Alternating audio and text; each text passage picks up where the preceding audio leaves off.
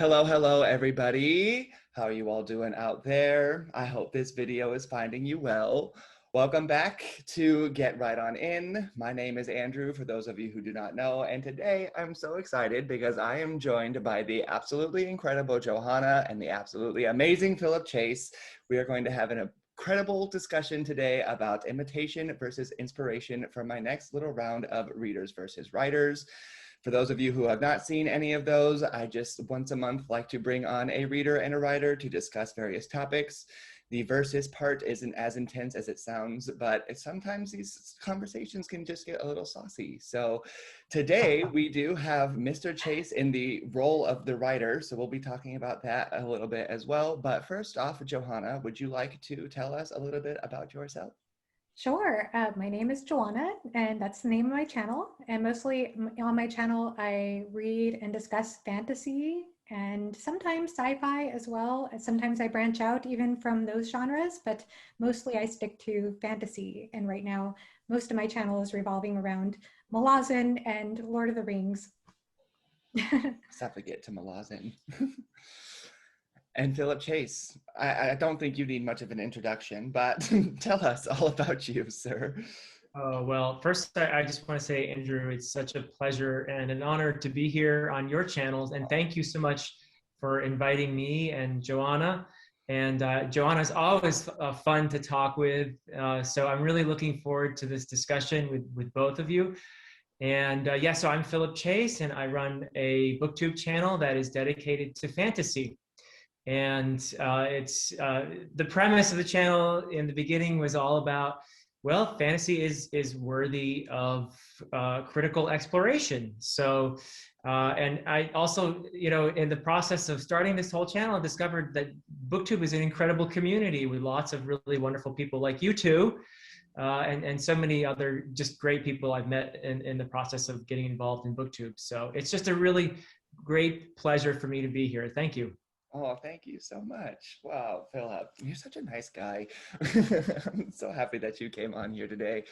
But Philip, would you like to tell us why you're in the role of the writer today? Because I don't think sure, yeah. know that about you.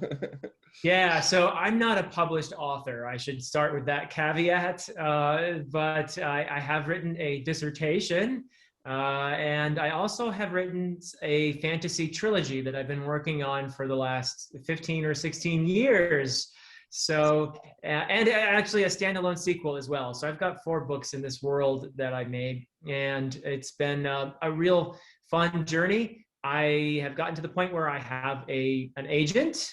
So I am hoping that at some point in the future, hopefully not too distant, there will be a publisher as well. And so, yeah, so I have dedicated a lot of my life to writing and I've learned a lot, I hope, in the process. And so, yeah, someday maybe my books will be out there, but yes, so I'm more of a wannabe author, but I guess I'll try to my best to fulfill the role of writer here today. I don't know. If you've written 4 books, I think that counts, because I'm in similar situations. I don't really have anything out there, but I've got enough manuscripts that we've been through it, Yes. Definitely learned what you need to learn. I hope so. I've learned a lot anyway. Yeah, I didn't realize that you've been working on it for that long. Yeah, I've been working on it for longer than probably some of your viewers have been alive. So that is so funny.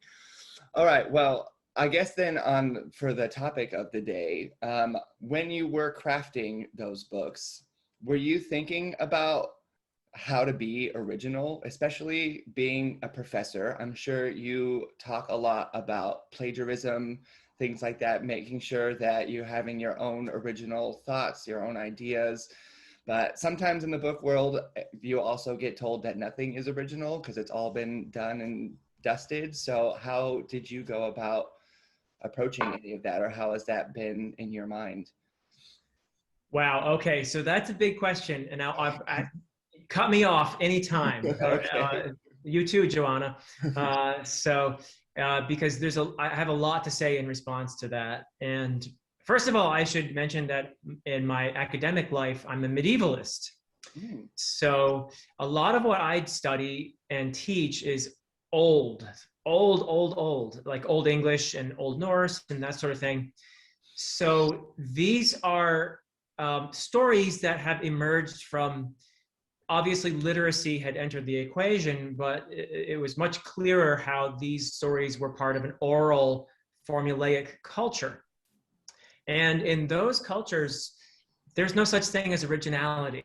These are stories that are passed on generation after generation, and a bard is praised for the ability to tell the story really well, but everybody knows the story. They're collectively owned stories. The whole concept of originality is actually pretty recent, and it has a lot to do with, yes, literacy, but also capitalism and copyright and all of these other things. It's actually a pretty recent thing. So the emphasis on originality is a very recent thing. Shakespeare, for example, obviously by the Renaissance, people like Shakespeare were highly literate, but he didn't have a concept of copyright. In fact, only 2 of all the plays that Shakespeare wrote were made up by Shakespeare. Otherwise, all the plays that he wrote were plots taken from somewhere else, stolen, pilfered, and nobody cared in those times about such a thing. And so the 2 plays, by the way, are Midsummer Night's Dream and The Tempest, that Shakespeare made up on his own.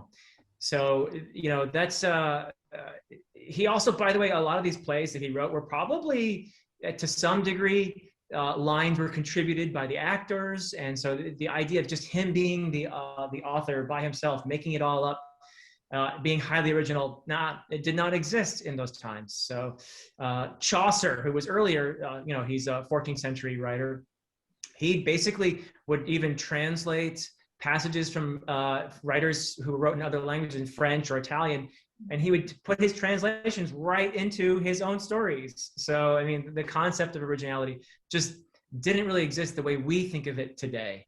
So I guess my take on the whole thing then is a little weird, because I'm a medievalist, and I have this perspective, sort of long-term perspective of originality being a very recent thing. And so, and fantasy also is a genre that is very much, I think, less ashamed of dealing in tropes than most other genres.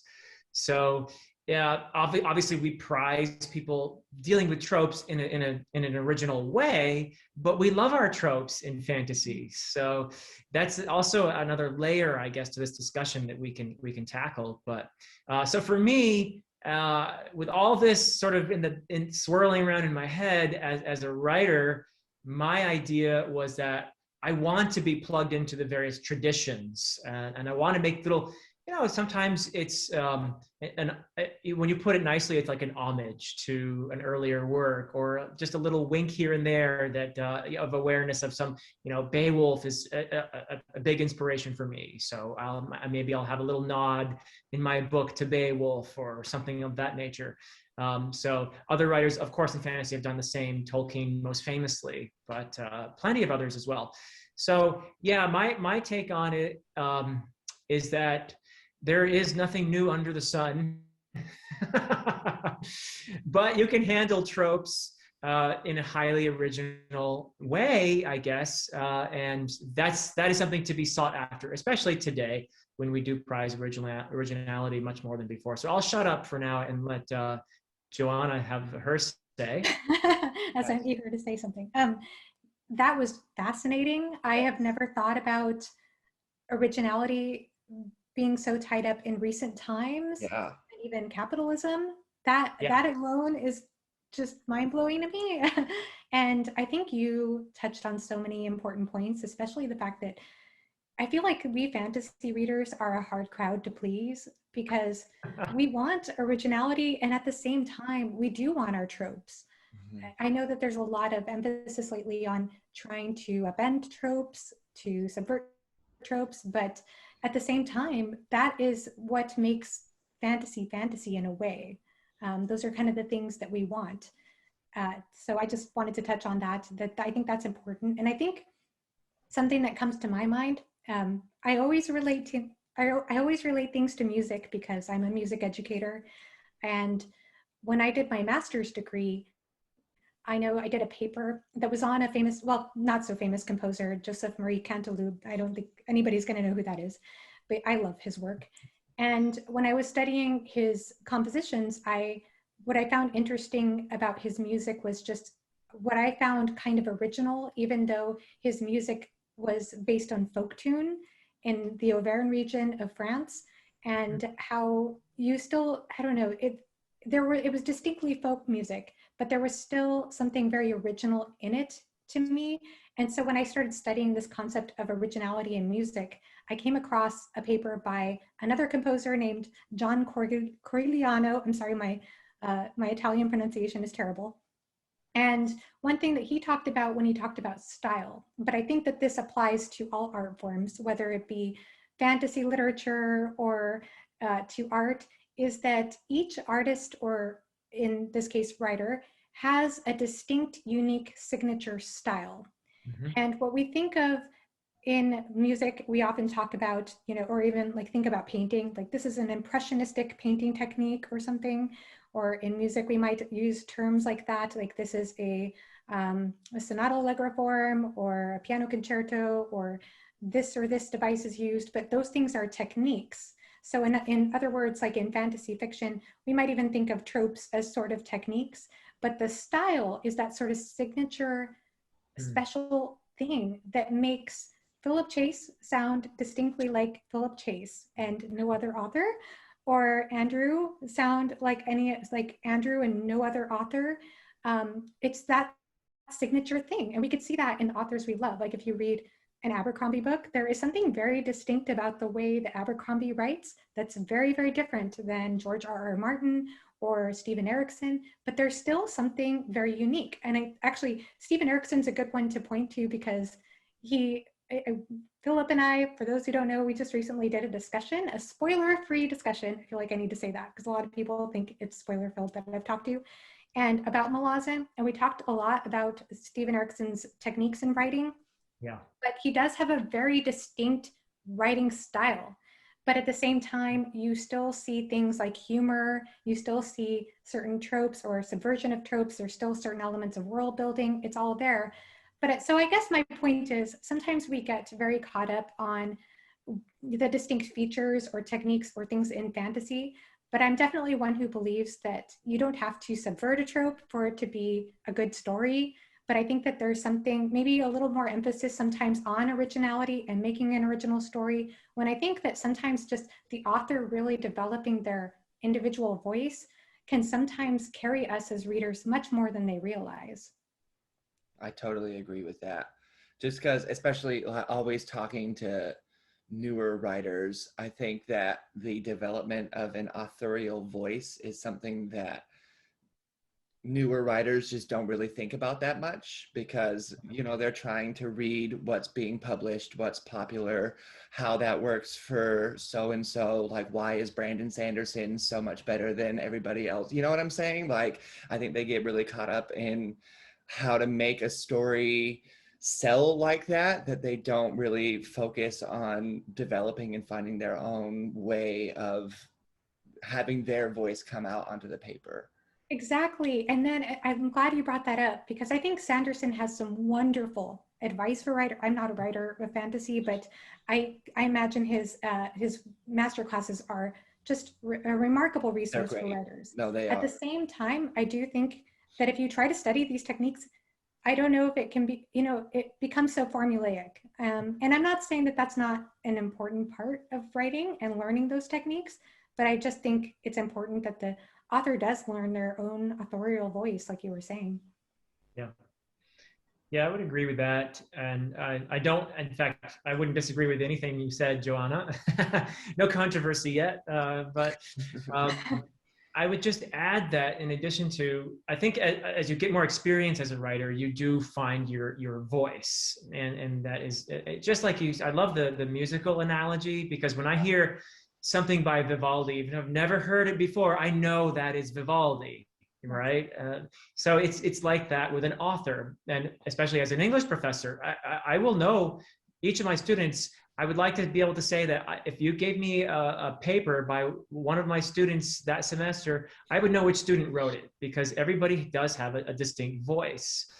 That said, even an author like Stephen Erickson, you mentioned earlier, who is, I think, maybe one of the most original writers in fantasy, still has some obvious influence from other places. For example, I knew when I was reading his books for the first time, before I even heard him ever talk about it, that there was some influence from Glenn Cook's The Black Company, in terms of the way the soldiers interact with each other and their humor and other things. I was reading it and I thought, okay, he's read Glenn Cook before. And later on I found out, yeah, Glenn Cook is one of his sources of inspiration. So everybody has that. And I guess it's what you do with all these different threads of influence that are part of your makeup, and how that comes out of you in a new and interesting way. That's what gives you that distinct voice, I suppose. But you do get better and better at that, like you both said, with experience. Because I think when you're first starting to write, you tend to imitate your favorite writers, is what I think 99% of us do, right? I mean, that's our first drafts of our very first novel are going to be just like X or Y, whoever you fill in the blank of your favorite writer. It's probably going to be fairly imitative. So Yeah.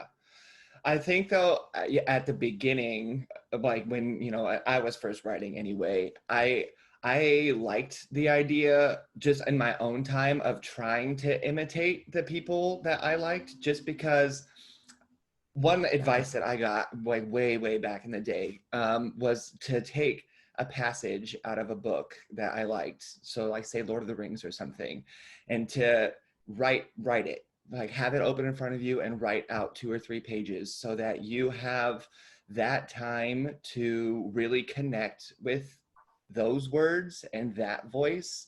And so you spend time writing as Tolkien, and then that helps you figure out how you're different from that, because you're writing in somebody else's style, like purposefully, like word for word copying somebody else's stuff just for yourself, to really get into the idea and the flow of this sentence structure, these paragraphs, how this part of the story is being told. And I think that it really, at least for me, it helped me figure out my own voice through that. You know what I mean? Because I was intentionally copying somebody else and intentionally using ideas for myself in the first drafts to kind of get all of that out of the way, and then utilizing that experience to figure out how I want to tell my own story. I think that's a great device. I mean, I don't know. I think that's I agree. I think it's brilliant. It's a brilliant idea, because as you said, it allows you to get a sense of voice. You're imitating other voices as an exercise, but like you said, that gives you more awareness of these distinctions and what kinds of stylistic characteristics account for that voice. So if you're imitating Hemingway, for example, you're going to have short, stark kind of prose, right? You're going to have very few indicators of who's doing the talking during the dialogue, and it's going to be very spare. If you're imitating, somebody like Guy Gavriel Kay, it's going to be much more, beautiful and graceful and that sort of thing. So this gives you an idea of the array of choices that you can make as a writer, and the tools that you have in your toolbox. And I think it's a fantastic idea to try to, that's brilliant, Andrew. I really love that idea of deliberately imitating other people, so that you basically you're honing your craft there. So and in the process, you will, I think, develop your own voice. So yeah, that's fantastic. Yeah, I would love to remember where I found that advice. It was so long ago, because I've been personally writing since I came out of the womb, but I wrote my first book at 18. So I guess now it's been 14 years, because today I'm 32. But I don't know, like I don't do it anymore, I guess, but especially, if you take like 3 different writers and not even just one, you know, and then you can really figure out even what's different between those writers. So it's like, if we'll throw out Abercrombie and Sanderson and Tolkien just because we've already talked about them and I haven't read Stephen Erickson, but if you wrote one page from each of those writers, you would understand so much more about what it is about those writers that you probably like. And what you were talking about earlier too, Johanna, just like how different everything is in every book. And I feel like that, I don't know, it really did help me like understand more about voices and authorial intent and everything, because it really like gets you into their head. Because sometimes I feel like when you're just reading, it can go in and out, you know, like you're not as focused as it would be if you're physically typing out every word like that. Yeah. Yeah. And I mean, I guess, again, going back to music, because that's where that's where I come from, the music world, is I know that when I was learning how to sing, I used to imitate singers all the time. I think that's how most of us who sing a lot, we will listen to somebody that we love their voice, we'll try to sound like them. And I think with time, we do develop a skill, and it does come with time where you sort of learn to let go of certain things and find your own voice through that. But it builds off that experience though too. Yeah. I mean, I'm not super versed in music. I love music, but I just watch, you know, the singing competitions and things like that. And what you just said is kind of what I think sometimes about why certain singers don't necessarily progress past the shows, is because they're just trying to sound like somebody else. They're just doing covers. They're trying to make it their own, but they're singing somebody else's work and trying to establish themselves through that. And it's not, I don't think it's conducive to those artists, because I feel like those types of TV shows should put a lot more focus on original music, but Yes. it's discouraged a lot. Like, especially if you watch American Idol, then they're like, oh, don't sing an original, but it's like, why? Because when this show's all said and done, like, I want to know that I'm going to actually enjoy your music and not just you trying to sound like somebody else. Yeah, we already have enough. Already have a Billie Eilish, for example. Yeah. So I agree with that completely. And I know for me, that's been a process. I think though that the exercise you talked about, and the exercise of imitating other singers as an experiment, as an exercise, is a very good one just to start. But yes, there does have to be work eventually on sort of letting those things go, at least in the voice world, of letting go of certain manipulations to try to sound exactly like a replica of another singer in order to find the authentic voice and sound. And there are definitely techniques I know in the vocal world to do that. But I'm not so sure how that would work in the writing world. And if, but I'd be curious to hear your all thoughts about that. I don't know. That's all trial and error, I think. I think it's a challenging thing too, because I know you hear the best authors out there saying that you need to read a lot to be a good writer. Yes. As you both do. You I both would read agree with that. a lot of books.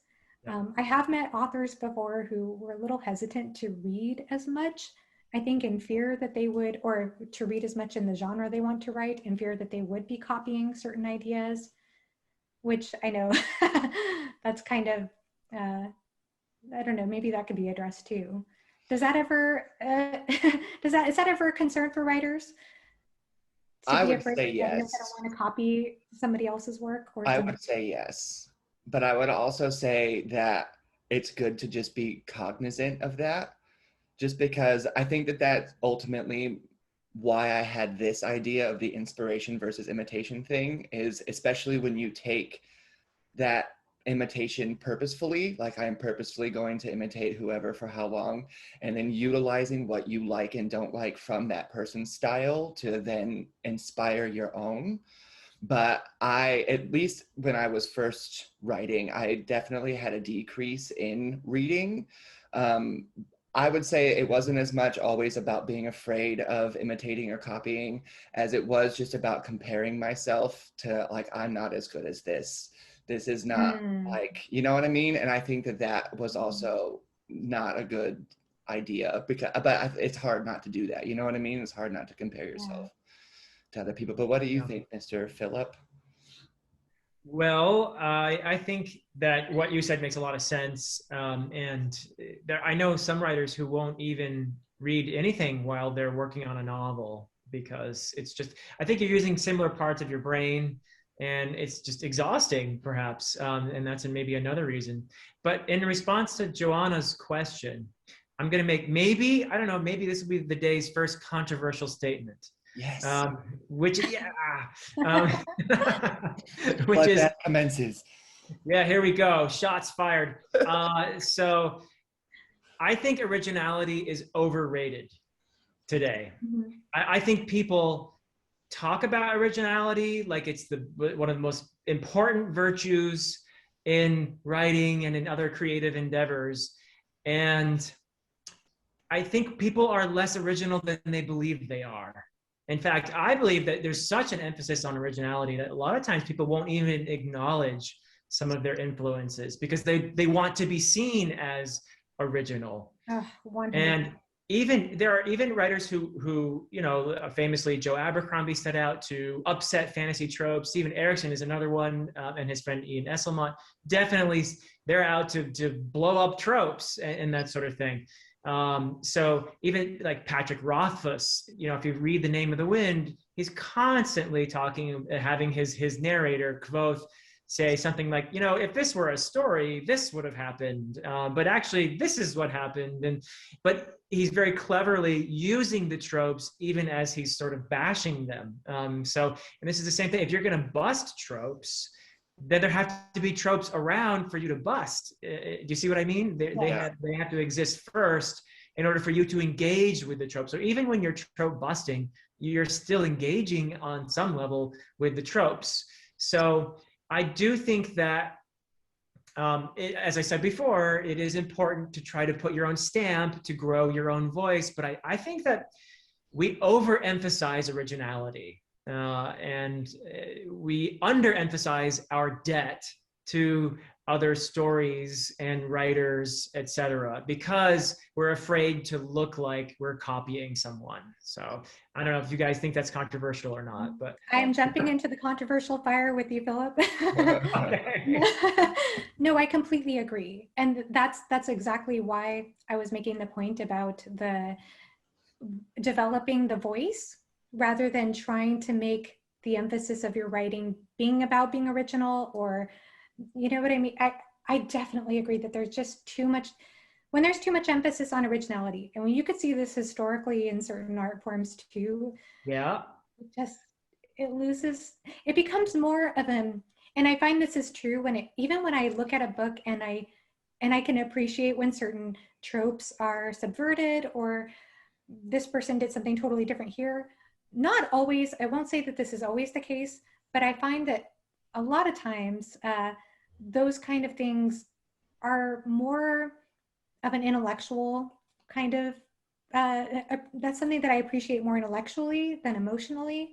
And as a reader, I don't find that those things, what really moves me in a book is more about the emotional experiences that characters go through and the conflicts that they work through, more so than this person did the chosen one trope differently, or this person, I don't know, just didn't have a magical sword, they had a magical knife, or I don't know what I mean. But Right. just doing things differently, I feel like there can be, I agree with you. And I'm just so fascinated. I'm still fascinated by your first point, that originality is more of a modern thing. Yes. No, yes. that threw me. That totally threw me when you said that, because I didn't think about that at all. Yeah. But it makes sense. No. Go ahead. Oh no, I was just going to say it makes sense though, because I mean, original stories were carried through an oral tradition. Yeah. Before they were written down. I mean, to sort of translate this into another creative realm, let's look at art, for example. And I'm going to, at the risk of sounding very uncultured, I'm going to say that I don't find looking at a lot of, for example, like Dadaist art to be an incredibly moving aesthetic experience for me. I mean, if somebody signs a toilet bowl and puts it in a museum, am I going to, I guess intellectually, maybe there's something to work with there, but do I find it beautiful? Do I find it moving? Do I find it even interesting, really, at the end of the You day? don't like to put random chairs on tables, Philip? Just kidding. Yeah, no, or put up a blank canvas and just sign it, or yeah, whatever it might be. So you have the equivalent in writing as well, and I'm sure in music. Like, why don't more people listen to really modern composers as much? And I have a feeling it's because a lot of modern music at the orchestral level is really more about here than here. 100%. Yeah, Yeah. that's how I, this is a controversial statement for anybody who's a music lover, but I mean, that's why I have personally found it hard to connect with like 12-tone music and atonal music, for example. Yeah. Yep. Not to say that I'm sure there are exceptions, but absolutely. No, I completely agree with you. I do think it becomes more of an intellectual thing than it becomes. Right. And I don't read. I mean, I guess to some degree I do read to be intellectually stimulated, sure. Yeah. But more so it's more for an emotional experience. Yeah. So in terms of modern orchestral music, I enjoy music written by the people who are writing music for films more than I enjoy the music written by the elite, you know, who's listening to that. You know, it's just very intellectual now. Whereas the ones who are writing for films, it's very tropey, but it hits me here and I enjoy it and I find it moving. So, you know, I'm not saying that there's no place for the more intellectual, creative stuff too, but I think more people would resonate with the stuff that is more plugged into the tropes and is less original. So, yeah. Yeah. Philip, you gave us so much to think about with that opening statement. And I love also how you talked about your experience as a medievalist. Mm-hmm. I think that something when it comes to originality, in fantasy, of course, I think you can't really talk about originality in fantasy without talking about world building. Yeah. And I think that a lot of times that's what makes, I think, fantasy writing much more challenging probably than any other genre in fiction, is you are expected to have kind of a different world. But even in writing a different world, there's always, all writers have to write from something they know. Mm-hmm. I guess I would just start there. Yeah, no, I agree with you entirely. And fantasy writers sort of, on the one hand, fantasy allows the most, it's the most liberating in terms of imagination of any genre, in my opinion, because you can create anything you want, you know, potentially in a fantasy world. But at the same time, fantasy is uniquely, I think, plugged into these tropes, invested in these tropes, and they are expected to some extent by readers of fantasy. And it's partly because I think a lot of fantasy has emerged from much older forms of storytelling, like myths and legends and ancient tales and that sort of thing. And these sorts of stories, no coincidence here, became frowned upon to some degree, or seen as more childish or primitive when literacy became dominant and capitalism and industrialism became, you know, the dominant, I guess, how to put this, the dominant forms of social norms came from capitalism and industrialism. So that's a period when realism became prized in fiction. So we were talking about in the Enlightenment and afterwards, and the novel was really, in some ways, an invention of the 18th century. And so realism became, for the first time ever, really, because fantasy is the oldest form of storytelling, really, when you look at the stories of the myths and the gods and all this stuff. And so fantasy, in a way, began as part of this romantic movement, which was a counter to the Enlightenment and everything else, where they're basically embracing these old tropes again. So fantasy is very much, I guess you could say that it's just a lot of its essence comes from these old stories. But at the same time, we have this modern expectation of originality. So it's tough being a fantasy writer, I guess, in that way, perhaps. But Right. And I guess kind of to go off that point, I think that a misconception I think a lot of people have about the fantasy genre is the idea that it can be very contrived, that the idea that there's going to be a magical dragon and suddenly a magical sword will come out of nowhere and save the day. And I know that, of course, those tropes are come from a long history. I mean, we even see that in Beowulf. oh At yeah, the same time, I think a lot of modern day fantasy writers or readers, I guess, are wanting to see more like real world grittiness. And at the same time, they want sort of a more like an original kind of world, understanding different cultures, different, different social dynamics, maybe. And I think that that's kind of a neat thing that fantasy can offer is a sort of what if scenario of showing how different, what could happen, what would happen in a world where we have different types of gender roles or different kinds of social dynamics, I guess. yeah, We dealt with certain issues in different ways,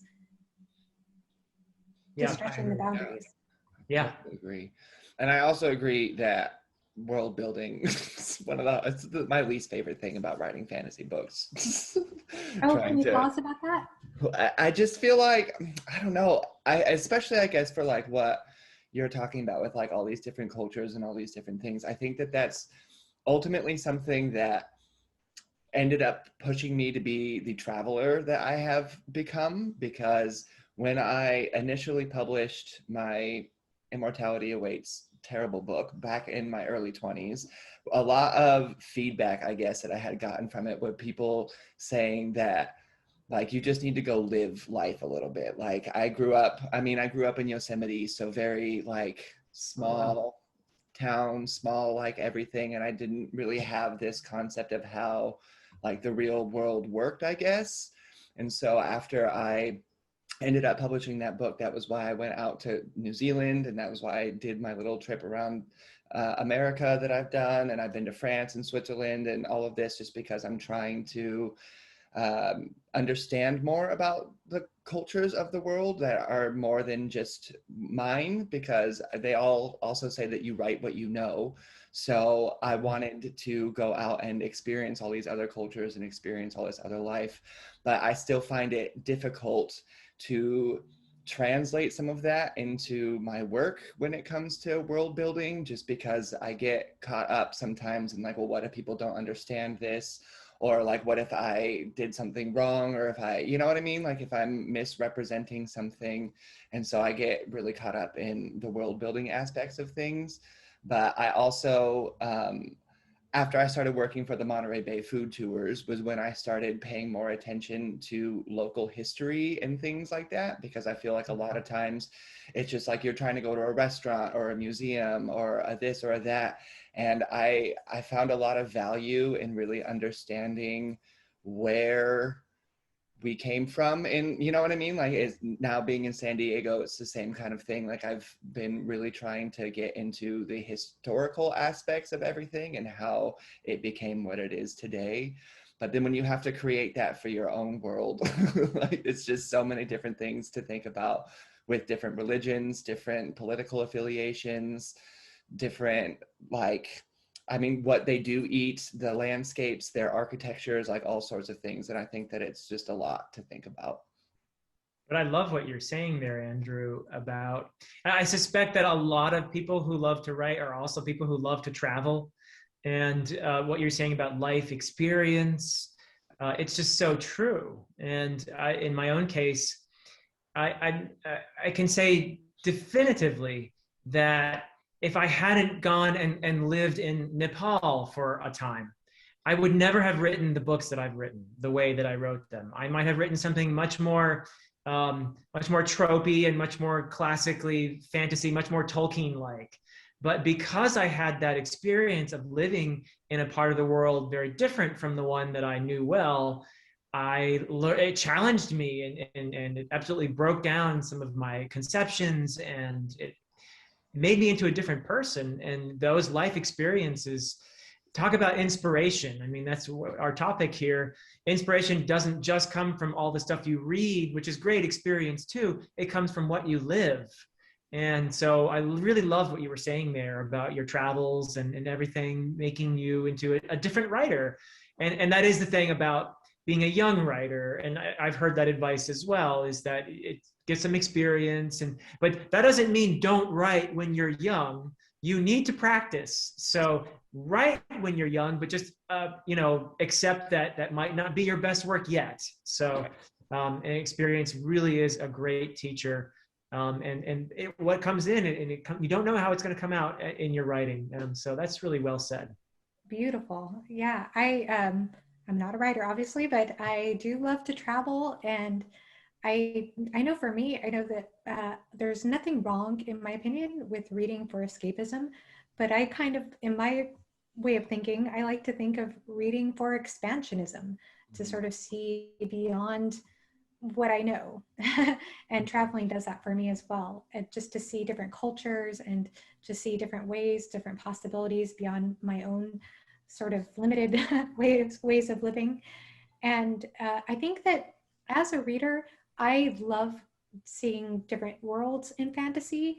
At the same time, I could see how being a writer there would be a lot of pressure to put a lot of originality into your world and to make it very unique and different and to show all these different class structures and politics and things like that and all these details.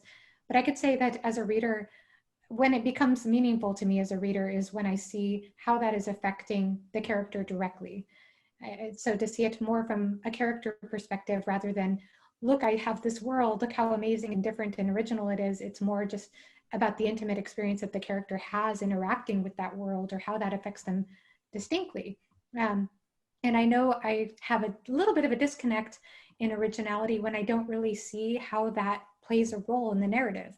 Like, for example, there's a trilogy that I was reading and I haven't finished it yet, but in the first book, there was mention about somebody who had green skin or green hair or something, but it just seemed like there was no point to that. Like, what was the point? It just felt so random. Like nothing about that particular like race or anything came up again in the book or in the series. And it just seemed like, oh, look how this is kind of a unique world. We have somebody like that. But it was pointed out and I just didn't understand why it was pointed out. And it didn't seem to affect the character. So I think like just understanding uniqueness, and as long as it relates to the narrative and it relates to what the character is experiencing, that's where I like to see world building and originality play out. Yeah, I'm a fan of world building. Because for me, the world is almost like a character in the story. Yes. And so I'm very, you can tell as I'm a medievalist, so I like old stuff. And I'm very attracted to created worlds where I sense layers and layers of history and archaeology. And of course, Tolkien is a great, model for this. With he developed not only mythology and history, but languages and all this other stuff that made the world feel like a place you could wander into almost. So I like that probably more than your average reader, even your average fantasy reader. But if it becomes all about the world building and you've forgotten the actual characters and the story, then I think that's problematic. Yeah, you're not going to have a great story that way. So you shouldn't get too lost in the realities. And that's something as a writer I had to do myself in my own books. I vividly recall reading my first or second or third or fourth or whatever it was draft and thinking, I'm going to bore the socks off of people with all these history lessons in the middle of my story.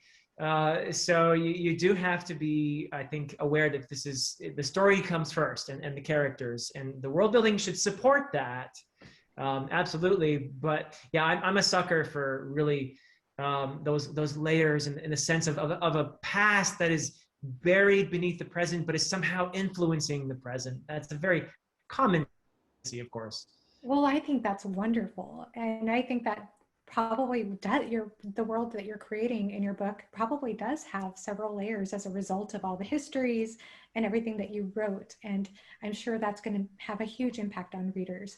I think Tolkien's a good example of this, though. I mean, I know he wrote the whole Silmarillion, but I mean, even in Lord of the Rings, we have hobbits and we have elves and we have this elvish language. And I'm just going off very superficial aspects of Middle Earth, I understand. But you see how all of these things, they play a huge role in the story. They play a huge role in this journey with the ring and the significance of the ring. And it's not that hobbits are created in this world just to make some kind of weird creature. They play a very, them being hobbits was a very specific, important part of the story and what makes it special. Yeah. And so I think, and what builds the conflict and everything. So I think that those things, I love the way that Tolkien did it, because you don't get all of those layers, I guess, when you're reading Lord of the Rings, but they are there for those who want to read the extension work of the Silmarillion. But it is just interwoven so perfectly. Everything felt very purposeful in that story to me. Yeah, it's those layers that add, to me anyway, the depth. I even, as a writer, when I started writing, the first thing I did was I drew a map of the world. Yeah. I needed the geography first, because I'm into maps. You know, fantasy fans and maps go along pretty well usually. And I also created, I can't remember exactly, maybe 60 to 80 pages of history and myth and just religion and all this other stuff first. Before I wrote a page of actual story, I wanted some depth to this world. And I don't use a ton of that stuff. I never talk about it in the story, but it's there in my head. And somehow I feel like this gives the story depth. I hope anyway. I'm sure it does. Yeah.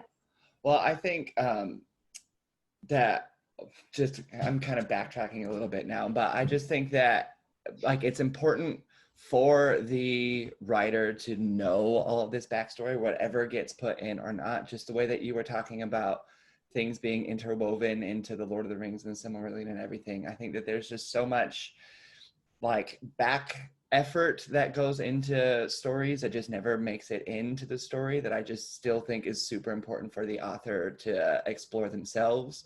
Even like what you were talking about, Philip, with the histories in your own books and how much of it actually makes it into the text because you don't want to bore people, but it's still very important for you as the author to know all of those things, because I think that just knowing it is what makes it easier to translate it into the text.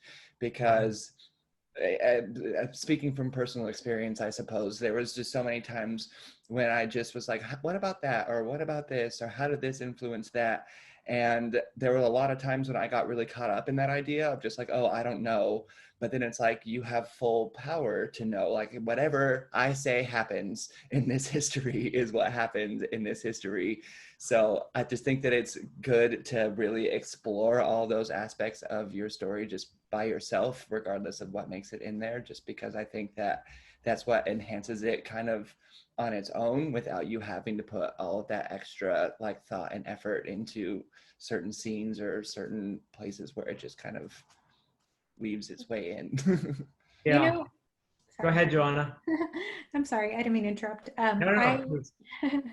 I was just thinking, like, does it always have to be that approach though, where you build the world and the map and this whole history before you actually start the story? Or be the other, it could, I don't think that there necessarily has to be a strict way to go about writing a story. And I'm sure that many authors have done that on the back end and still find themselves interweaving different aspects as they go along.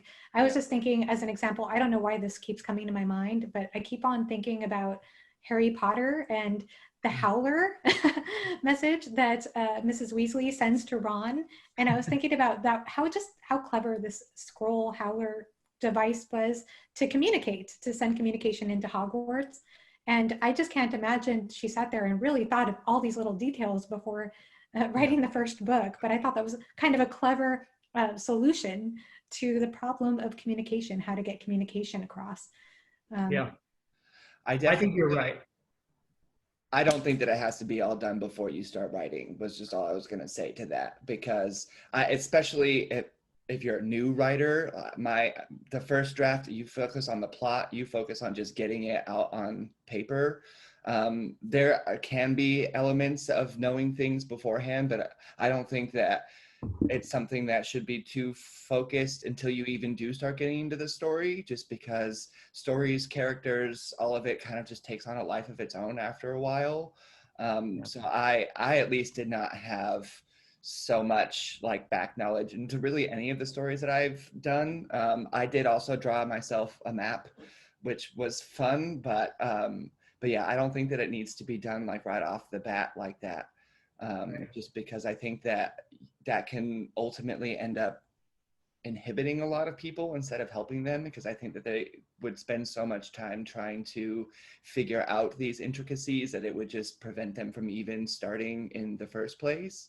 But it's also like there's pantsers, there's plotters, there's plantsers, there's like all these different terms for all these different writers based on just like how whatever works for them. So it's also kind of hard, I guess, to like give it. It's always hard to give writing advice just because it's always going to be different for everybody. That's true. Yeah. It's not as if, it's an either or where you're either an architect or a gardener type writer.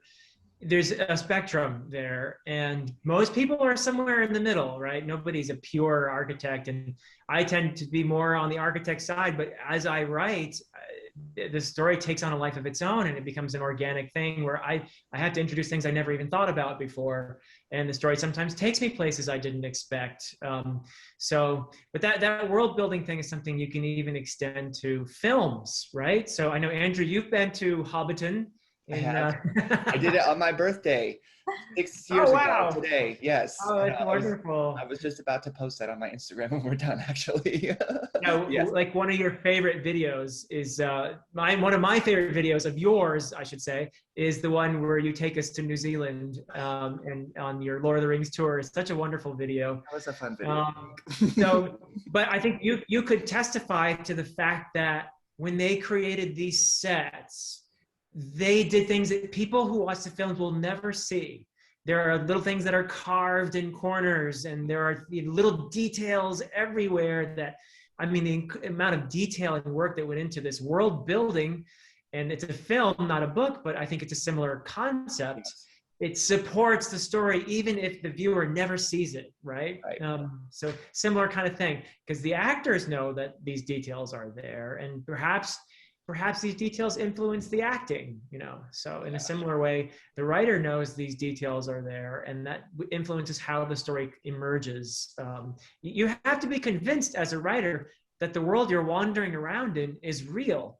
Mm-hmm. So whatever that takes, and in my case, I had to make a map, and I had to invent, not like Tolkien level languages, but I had to superficially invent some languages and cultures and history and all that. So, yeah.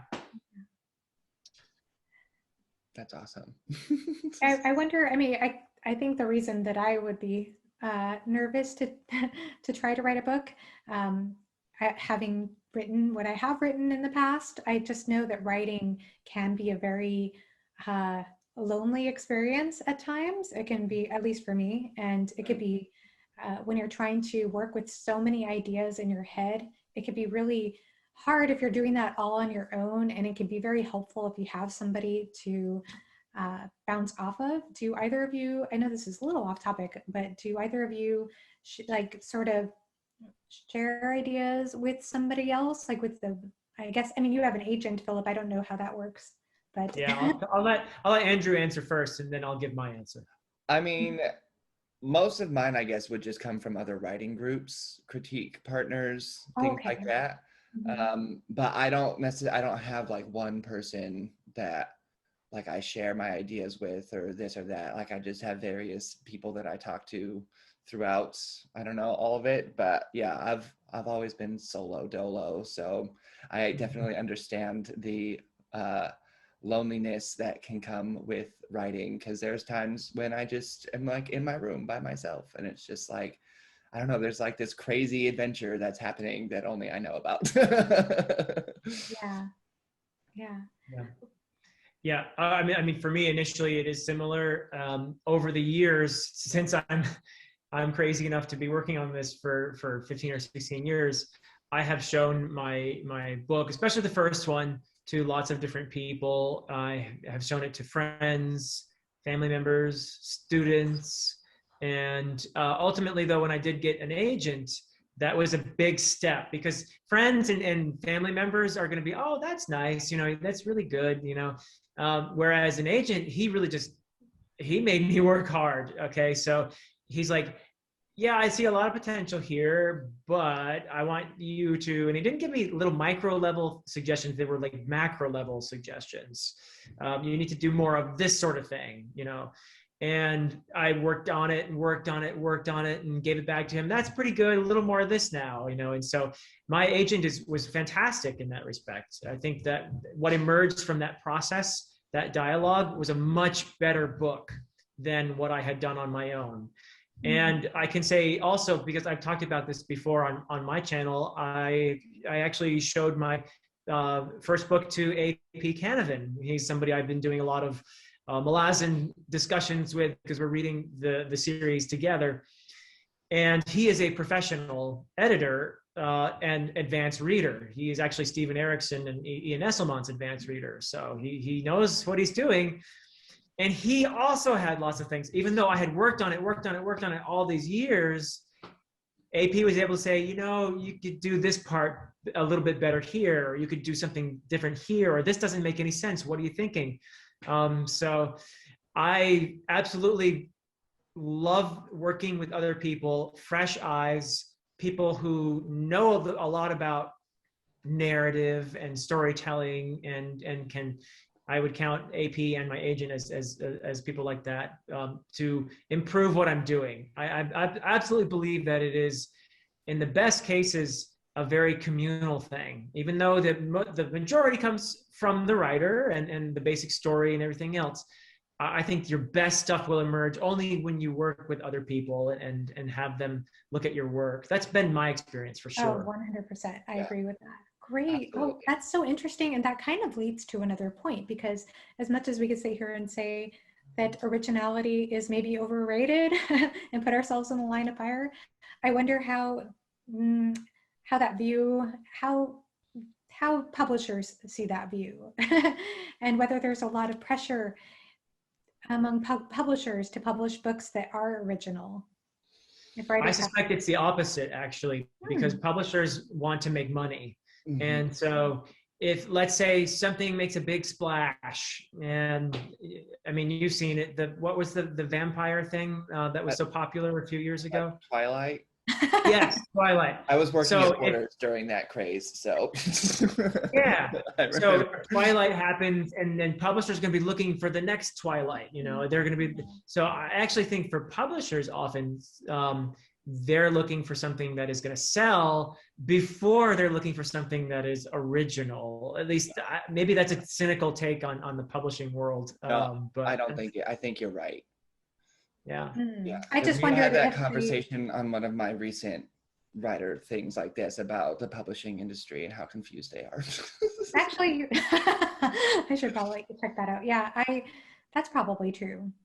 I know that a lot of times people make complaints about certain tropes being overused or about certain formulas being overused.